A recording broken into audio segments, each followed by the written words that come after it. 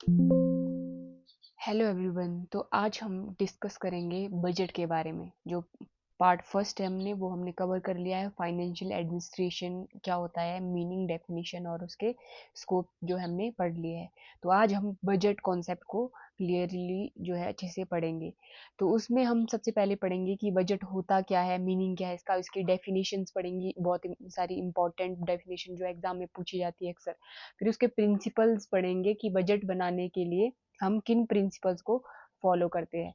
तो सबसे पहले आते हैं हम मीनिंग ऑफ बजट कि जो बजट होता है जो ये बजट टर्म है, the term budget is derived from the French word से ली गई है, जिसका मतलब है bougette, which means a leather bag और पाउच, जिसका मतलब है कि एक चमड़े का थैला या थैली होता है। और originally it refers to bag from which the British chancellor, जो ब्रिटिश चांसलर थे उस टाइम, वो क्या करते थे, एक लेदर बैग होता था, उसमें जो फाइनेंशियल पेपर्स होते थे उनको क्या करते थे, पार्लियामेंट के सामने जो है उसको प्रस्तुत करते थे।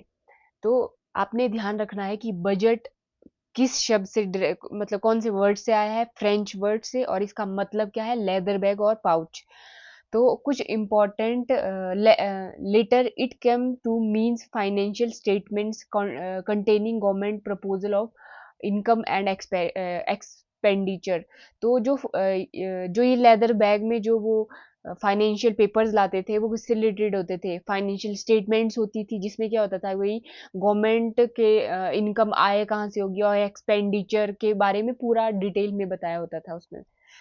फिर आते हैं हम इम्पोर्टेंट डेफिनेशन की बात करते हैं, डेफिनेशंस ऑफ बजट के बारे में। तो सबसे पहले आता है एक्रोन वाइल्ड विस्काय। अब जो एक्रोन वाइल्ड विस्काय है, उन्होंने क्या कहा बजट को, budget is the life blood of government. Life blood of government की बात की, बहुत इंपॉर्टेंट है, तो आपने कीवर्ड याद रखने हैं। एरोन वाइल्ड स्काई ने क्या कहा है, लाइफ ब्लड ऑफ गवर्नमेंट कहा है बजट को। फिर आता है लॉयड जॉर्ज ने क्या कहा, गवर्नमेंट इज द फाइनेंस। ये बहुत बार एग्जाम में पूछा गया है। लॉयल जॉर्ज ने गवर्नमेंट इज द फाइनेंस कहा है। फिर आता है मॉर्स्टेन मार्क्स ने क्या कहा, finance is universally involved in administration as a oxygen is in the atmosphere. जिस तरीके से जो है एटमॉस्फेयर में ऑक्सीजन होता है, उस तरीके से जो फाइनेंस का काम होता है एडमिनिस्ट्रेशन में। फिर आता है होबर कमीशन, उन्होंने क्या कहा, core of modern government. Core of modern government की बात किया है ओवर कमीशन ने। तो बहुत इंपॉर्टेंट डेफिनेशंस है, तो आपने ध्यान रखना है। फिर आते हैं हम हिस्टोरिकल बैकग्राउंड के ऊपर। अर्ली यूज इन ब्रिटेन, सबसे पहले जो है 1933 में जो ये टर्म है budget is used it's modern sense when the chancellor of exchequer, जो ब्रिटेन के चांसलर ऑफ एक्सचेकर है, उन्होंने वो क्या करते थे, presented financial proposal in the parliament by carrying paper in a leather bag. वो क्या करते थे, हमने जो है स्टार्टिंग में मीनिंग में पढ़ा कि जो टर्म है वो फ्रेंच वर्ड से ली गई है, और फ्रेंच वर्ड से ली गई है जो जिसका मतलब लेदर बैग होता है। तो 1733 में ये जो चांसलर थे वो क्या करते थे, पार्लियामेंट में प्रेजेंट करते थे जो भी फाइनेंशियल प्रपोजल्स होते थे अपने लेदर बैग में। फिर आता है डेवलपमेंट ऑफ द कॉन्सेप्ट, जो gradually the term budget come means a statement of estimate. इसमें क्या होता था, अनुमान होता था इनकम और एक्सपेंडिचर, जो भी गवर्नमेंट का जो भी इनकम होती थी या एक्सपेंडिचर होता था। फिर आता है modern budget system. In a modern time अगर हम बात करें, budget is become a comprehensive financial plan include, इसमें क्या इंक्लूड होता है, रेवेन्यू, एक्सपेंडिचर और इकोनॉमिक पॉलिसीज जो भी होती है वो हमारे बजट में शो की जाती है। फिर आता है बजट इन इंडिया की बात करते हैं हम। Budget in India, the budget system in India was introduced during British rule. कि जब ब्रिटिशों का जो जब हमारे ऊपर जो है कंट्रोल था, उस टाइम ही जो है हमारा बजट सिस्टम इंट्रोड्यूस किया गया। और जो फर्स्ट बजट था was presented in 1860 by James Wilson. James Wilson ने 1860 में जो है फर्स्ट बजट इंट्रोड्यूस किया। तो ये बहुत इंपॉर्टेंट है, आपने याद रखना, बहुत बार जो है एग्जाम में पूछा गया है आप कि भाई फर्स्ट जो बजट था वो किसने प्रेजेंट किया है ड्यूरिंग ब्रिटिश रूल की बात करें, जब इंडिपेंडेंस से पहले की बात हो रही है, तो 1860 में जेम्स विल्सन ने हमारे बजट को प्रेजेंट किया है। फिर उसके बाद बात करते हैं हम बजट आफ्टर इंडिपेंडेंस। तो जो आफ्टर, अब जब हम आज़ाद हुए, स्वतंत्र हुए, उसके बाद जो है बजट का प्रोसेस हम देखेंगे कि भाई क्या किस तरीके से इवॉल्व हुआ। फर्स्ट बजट आफ्टर इंडिपेंडेंस, पहला बजट तो है जो इंडिपेंडेंस बजट है, प्रेजेंट कब किया गया? 26 नवंबर 1947 में। किसने? आर के शनमुखम शेट्टी ने जो है हमारा जो पहला बजट प्रेजेंट किया। पर आफ्टर इंडिपेंडेंस के बाद है ये। पहले जो 1860 में हमने जेम्स विल्सन के बारे में पढ़ा वो बिफोर था, बिफोर इंडिपेंडेंस। ठीक है, तो आपने ये ध्यान रखना है कि कौन सा आपको पूछा गया है क्वेश्चन। फिर उसके बाद आपने मुझे बताना है कि सबसे ज्यादा बार किसने जो है प्रेजेंट किया है बजट को इन अ पार्लियामेंट। तो आपने बताना है उनका नाम। लगभग 10 बार जो है उन्होंने प्रेजेंट किया है पार्लियामेंट में बजट। तो आपने बताना है, और करंट में जो है बजट किसने प्रेजेंट किया है वो भी आपने बताना है। फिर आता है कॉन्स्टिट्यूशनल स्टेटस की बात करते हैं हम। तो आर्टिकल 112 में जो है हमने बजट के बारे में बताया हुआ है। और the budget in India is govern by the constitution of specially article 112 which refers to, और ये क्या बताता है? एनुअल फाइनेंशियल स्टेटमेंट की बात की गई है इसमें। अब आपने यहाँ पे ध्यान रखना है कि जो हमारा कॉन्स्टिट्यूशन है वहां पे बजट शब्द का यूज नहीं किया गया है, वहां पे एनुअल फाइनेंशियल स्टेटमेंट की बात की गई है, ना कि बजट की। तो ये क्वेश्चन पूछा जा सकता है आपको, तो आपने ध्यान रखना है कि बजट का कॉन्सेप्ट जो है हमारे कॉन्स्टिट्यूशन में बजट शब्द का यूज नहीं किया गया है, उसकी जगह हम एनुअल फाइनेंशियल स्टेटमेंट की बात करते हैं। फिर आता है नेम ऑफ बजट। अब मैंने आगे लिखा the term budget is not used in constitution, it is officially called the annual financial statement. ये मैंने आपको बता दिया है कि 112 आर्टिकल याद रखना आपने, इंपॉर्टेंट एनुअल फाइनेंशियल स्टेटमेंट की रिगार्डिंग है। बजट का यूज शब्द का जो है यूज हमने कॉन्स्टिट्यूशन में नहीं किया गया है, उसकी जगह हमने ऑफिशियली एनुअल फाइनेंशियल स्टेटमेंट की बात की गई है। फिर आता है प्रेजेंटेशन अथॉरिटी। जो हमारी फाइनेंस मिनिस्ट्री है वो क्या करती है? हर साल क्या करती है? जो हमारा बजट होता है उसको प्रेजेंट करती है। तो प्रेजेंटेशन अथॉरिटी कौन है? हमारी फाइनेंस मिनिस्ट्री है। तो फाइनेंस मिनिस्टर कौन है हमारे अभी प्रेजेंट में? निर्मला सीतारमन है। तो आपने ध्यान रखना है याद इस तरीके से जो है। फिर उसके बाद आता है फाइनेंशियल ईयर। आपने बताना कि फाइनेंशियल ईयर कब से कब तक होता है हमारा। In India follow of financial year 1 अप्रैल से 31 मार्च तक जो है हमारा फाइनेंशियल ईयर चलता है। तो आपने ये ध्यान रखना है, फाइनेंशियल ईयर आता है 1 अप्रैल टू 31 मार्च तक। और उसके बाद 1 साल के एनुअल बेस पे होता है। 1 साल के लिए जो हमारा बजट तैयार किया जाता है, उसके बाद जो है फिर से हर साल जो है हम नया बजट बनाते हैं। फिर आता है रेलवे बजट मर्ज। अब जब 2017 में क्या हुआ, पहले हमारा क्या था? प्लूरल बजट था। ठीक है, रेलवे बजट पहले हम 2017 में रेलवे बजट को मर्ज किया गया। रेलवे बजट और जो हमारा जनरल बजट है, उन दोनों को, रेलवे बजट और जनरल बजट को 2017 में। और जो रेलवे बजट था, इसको इसके लिए एक कमेटी बिठाई गई थी, एकवर्थ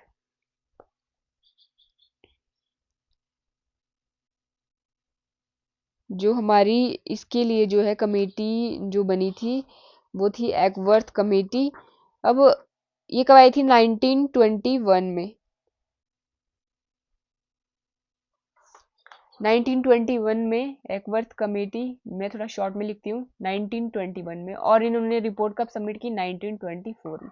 और इसमें क्या बात की गई कि हमें जो है रेलवे बजट और जनरल बजट को, जो रेलवे बजट और उसके सेपरेशन की बात की थी। और 2017 में क्या किया गया? मर्ज किया गया जो रेलवे बजट था हमारा, रेलवे बजट और जो जनरल बजट था, तो हमारा क्या बन गया है?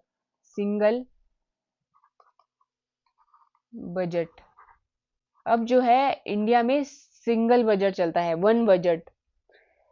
तो आपने ये चीज़ें ध्यान रखनी है कि क्या चीज़ें जो है मैंने आपको बताया। फाइनेंशियल ईयर 1 अप्रैल से याद रखना आपने 31 मार्च तक जो है हमारा फाइनेंशियल ईयर चलता है। तो हर एक कंट्री का अलग अलग फाइनेंशियल ईयर होता है, तो इसमें आपको लास्ट में बताऊंगी ताकि आप इजीली फैक्ट्स को याद रख सको कि किस कंट्री का कब फाइनेंशियल ईयर है। फिर नेक्स्ट बात करते हैं हम main important principles of budget. तो कुछ प्रिंसिपल्स फॉलो किए जाते हैं जब हम बजट को बनाते हैं।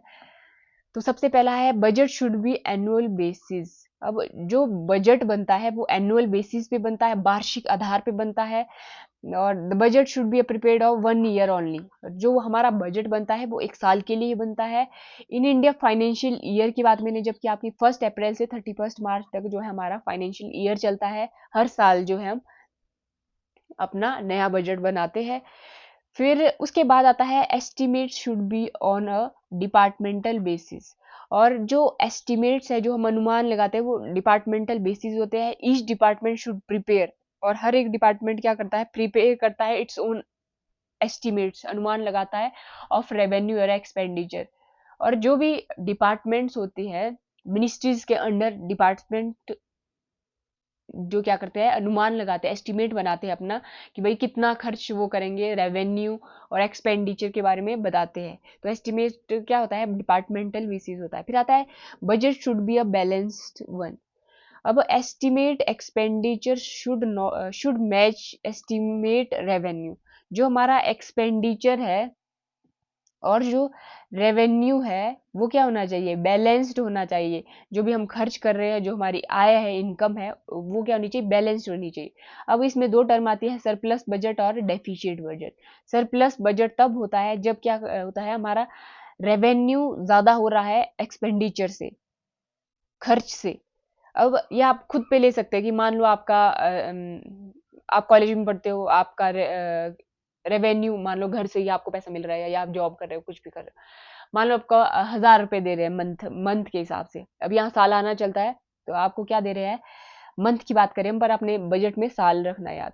तो आपको क्या है, 2,000 जो है आपको पैसे दिए। अब एक्सपेंडिचर क्या आपका 1,500 का होगा, तो डेफिशिएट बजट होगा, जहाँ पे क्या हो रहा है, रेवेन्यू कम है और एक्सपेंडिचर ज्यादा हो रहा है आपका। पर सरप्लस बजट में क्या होगा, मान लो आपको 1,000 की जगह 1,500 दे दिए गलती से घर वालों ने, तो फिर क्या है, आपका सरप्लस बजट हो जाएगा, क्योंकि आपका रेवेन्यू ज्यादा कलेक्ट होता है, हो रहा है एक्सपेंडिचर से। तो ये आपने ध्यान होना चाहिए, बैलेंस होना चाहिए ना, एक्स्ट्रा खर्चा होना चाहिए ना, जो है इनकम आपकी ज्यादा हो। चलो इनकम ज्यादा हो सकती है पर बैलेंस होना चाहिए। फिर उसके बाद आता है estimate should be a on a cash basis. अब एस्टिमेट कैसा होना चाहिए, कैश बेसिस होना चाहिए। अब जो estimate should be based on actual cash receipts and payments during the financial year. अब जो आपका फाइनेंशियल ईयर चला हुआ है, तो उसमें आपने क्या देखना है कि एक्चुअली स्पेंड कितना हुआ है, आपने रिसीव कितना किया है। तो पूरा जो आपने ध्यान रखना है, कैश बेसिस पे होनी चाहिए। जैसे फॉर एग्जांपल अगर मैं बात करूं, मान लो आपको बजट में किसी डिपार्टमेंट को 10 लाख मिलना है, ठीक है, 10 लाख रखा हमने। अब उसमें से अभी मिला नहीं है, उसमें से 5 लाख आपको रिसीव हो गया, ठीक है, 5 लाख आपके पास आ गया, आपने खर्च। तो आप क्या करेंगे, जो 5 लाख हुआ आएगा, बस उसको ही जो है क्या करोगे, जो जितना भी पैसा आपको रिसीव हुआ है, आपको जो मिल गया है, वही आपकी इनकम होगी।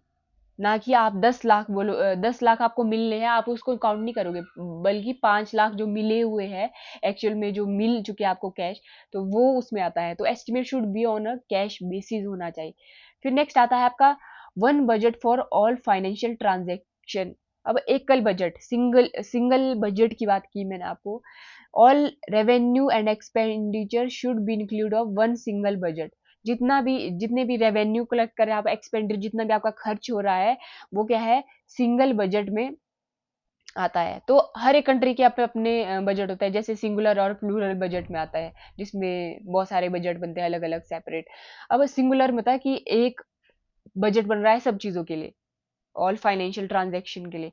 तो जो सिंगल बजट है वो कौन कौन कौन सी कंट्री के फॉलो करते हैं, यूके हो गया आपका, यूनाइटेड किंगडम, यूएसए हो गया आपका, अमेरिका, फिर आता है इंडिया।